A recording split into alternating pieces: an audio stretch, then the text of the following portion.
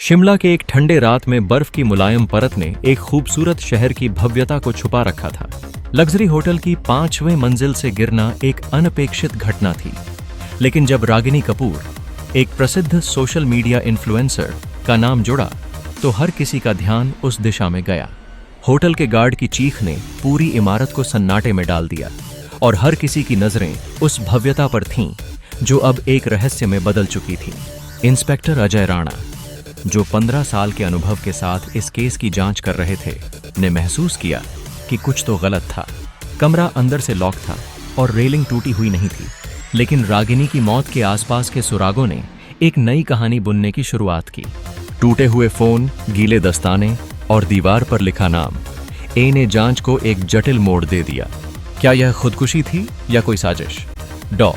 कविता घोष की postmortem report ने मामले की गंभीरता को और बढ़ा दिया। यह सामने आया कि रागिनी की मौत गिरने से नहीं, बल्कि दम घुटने के कारण हुई थी। गला दबाकर उसे खिड़की से फेंका गया था, जिससे हत्या का सवाल खड़ा हो गया। अब पुलिस के सामने कई संदिग्ध थे, जिनमें रागिनी के एक्स बॉयफ्रेंड आयुष से लेकर उसकी बेस्ट फ्रेंड मीरा, जो अब अकेले चैनल चला रही थी, तक शामिल थे। डॉ. जावेद, जो रागिनी के इलाज में मददगार थे, की भूमिका भी संदिग्ध बनी। सीसीटीवी फुटेज ने दर्शाया कि उन्होंने रात 10 बजे होटल में प्रवेश किया था। क्या यह सिर्फ एक संयोग था या किसी गहरे रहस्य का संकेत? वहीं होटल स्टाफ का एक सदस्य रोहित उस रात की फुटेज में कहीं भी दिखाई नहीं दिया। क्या वह संदिग्ध था? इसी बीच पुलिस को एक अनजान नंबर से फोन आया, जिसमें कहा गया, ये मर्डर है, खुदकुशी नहीं, जांच करो। यह चेतावनी जैसे किसी छुपे हुए सच को उजागर करने के लिए बुलावा थी। रागिनी की हत्या की छानबीन अब एक जज्बाती बड़ा खेल बन गई थी, जहां हर किरदार एक कड़ी और हर सुराग एक तहलील बन चुका था। क्या पुलिस इसे सुलझा पाएगी? सीन शुरू होता है एक फोन कॉल से, जो किसी के अस्तित्व का एक ऐसा अंतिम क्षण ब्याज में लाता है। रागिनी की कॉल हिस्ट्री में दर्ज आखिरी कॉल से उसकी तकदीर के तार जुड़े हैं। उसके अंतिम शब्द गूंजते हैं, वो मुझे मारने वाला है। जैसे ही नेटवर्क कटा, पीड़ा और भय एक दूसरे में घुलने लगे। उस यादगार क्षण की लोकेशन एक होटल के अंदर थी, जहां रहस्य और धोखे की एक नई गाथा की शुरुआत होती है। सीन 6 में आयुष का संदेह की परतें खुलती हैं। उसकी मनाली में मौजूदगी और रागिनी से बात बंद करना उसके लिए एक सुरक्षित दरवाजा था। परंतु जैसे जैसे जांच आगे बढ़ती है, मीरा की गूंजी हुई आवाजें सुनाई देती हैं।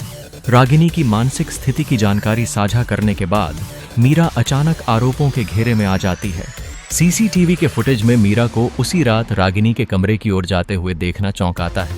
क्या यह संयोग है या इससे कहीं ज्यादा? डॉ. जावेद की कथा में एक रहस्य छिपा है। उसने रागिनी की मदद में अपनी संवेदनशीलता दिखाई, लेकिन एक अजीब नोट उसके कमरे से मिलना बता देता है कि कहानी कुछ और जटिल है। एक पेपर पर लिखा हुआ सच सबके सामने आएगा। उस वक्त खुलासा करता है जब पुलिस को बर्फ में जली हुई चीज मिलती है। फिंगरप्रिंट टेस्ट में मीरा और रोहित के निशान एक नई कहानी बुनते हैं। सीन 8 में सीसीटीवी फुटेज से चौंकाने वाला खुलासा होता है। मीरा और रोहित की लिफ्ट में मौजूदगी उस रात की मिस्ट्री को और गहरा बनाती है। जब पुलिस रोहित को पकड़ती है, तो उसकी बातें सच का एक नया पन्ना खोल देती हैं। रागिनी के खिलाफ एक साजिश का पर्दाफाश होता है, जिसमें ब्लैकमेलिंग और धमकी शामिल हैं। मीरा के गुस्से में की गई घातक कार्रवाई इसी कड़ी का अंत है। आखिरकार पुलिस मीरा और डॉ. जावेद को गिरफ्तार करती है और आयुष एवं रोहित को निर्दोष घोषित किया जाता है। रागिनी की कहानी का टुकड़ा उसके अंतिम कॉल के साथ एक लड़ाई का प्रमाण बन जाता है। झूठ चाहे कितना भी गहरा हो, एक टूटे हुए कॉल की सच्चाई उसे हमेशा बेनकाब कर देती है।